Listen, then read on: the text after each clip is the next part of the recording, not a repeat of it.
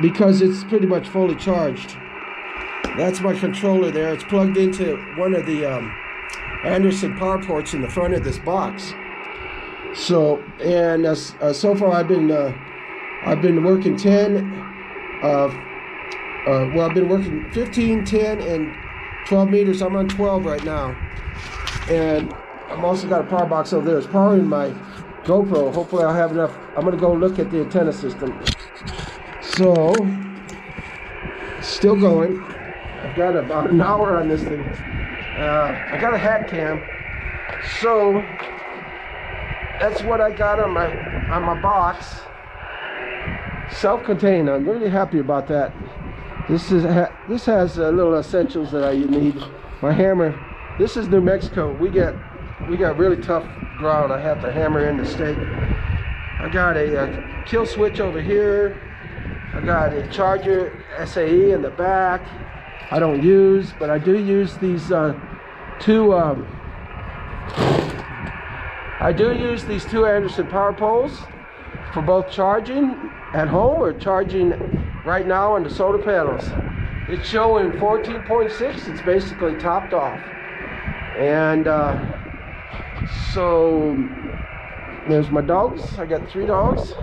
Got my son. He's over there trying to occupy himself with the binoculars.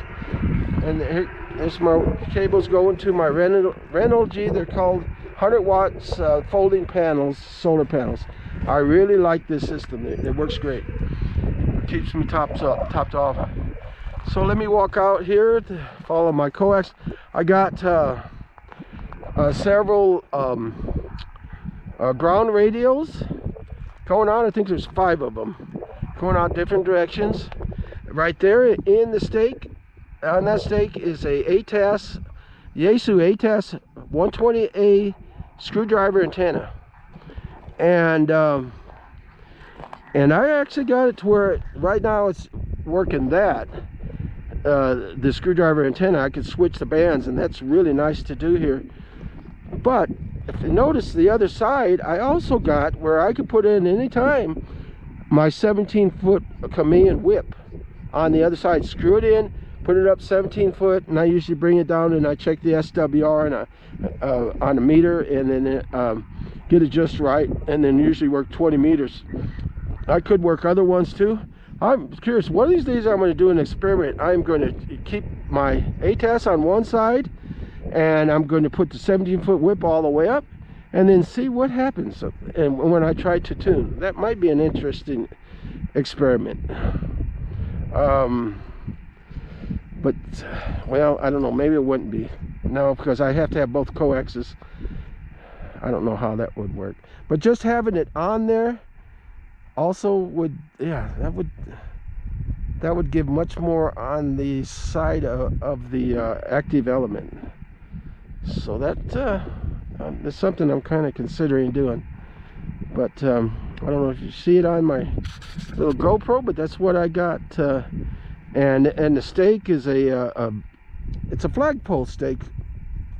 Got it off eBay a long time ago, and it's I don't know, about maybe 2.5 feet, 3 feet, 2.5 feet, I guess. And it is extremely hard to. That's as far as I could get it to pound into the ground today. Sometimes I can't even pound it in the ground because all I got is rocks. This over here is Brighton Lake State Park.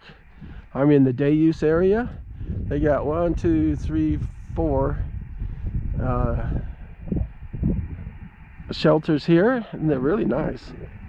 And down the hill a little bit, you can't see it, is a big old parking lot and a vault toilet and a boat ramp. This is the day use area on the west side of the lake. And then farther over this way, it's probably hard to see on the GoPro, is the other side of the lake. We activate over there quite a bit, and they have their own boat ramp, and they also have a much larger day use area. It's all the way on the other side up on that hill. And then farther to the left over there is limestone campgrounds. And yeah, matter of fact, we activated yesterday on the picnic bench, or the enclosures, just yesterday. And Had a good day.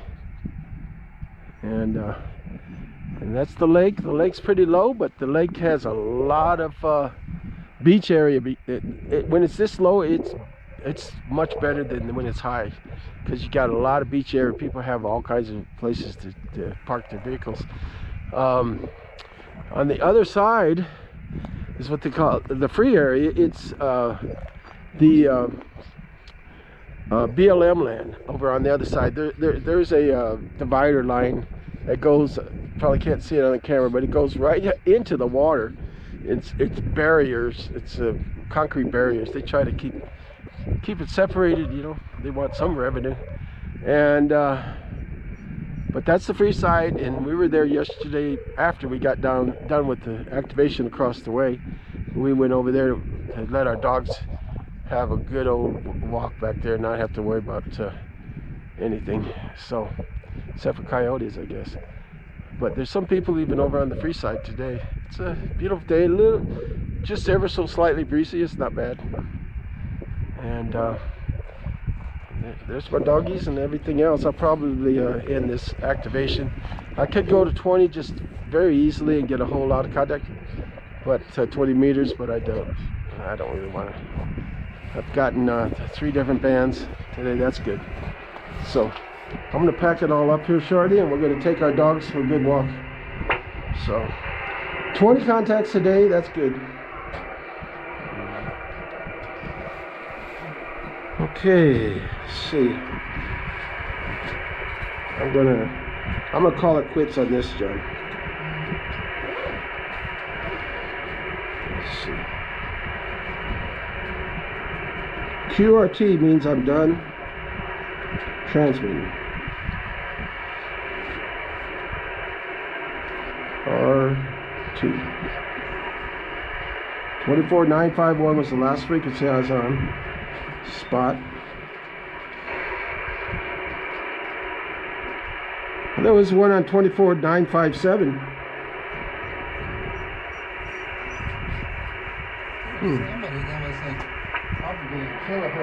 I wonder if I could get him. Let me look. There was somebody on here trying to call me? No. Oh. They were like killing him off. Yeah, there was somebody, probably Raichu or something. I don't get him at all.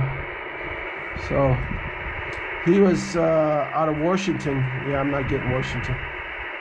So okay, takes care of that. Let me get off of it. 1098 Ocho. So we'll start packing it up. This is Kilo 5 Alpha Pop Delta. I had 20 calls. I had several on 15 meters, and then I went to 10 meters, and then I ended it with some more on 12 meters. Had a very good day. I also got a DX station out of he was a Hotel Juliet 7 Bravo Romeo. Romeo.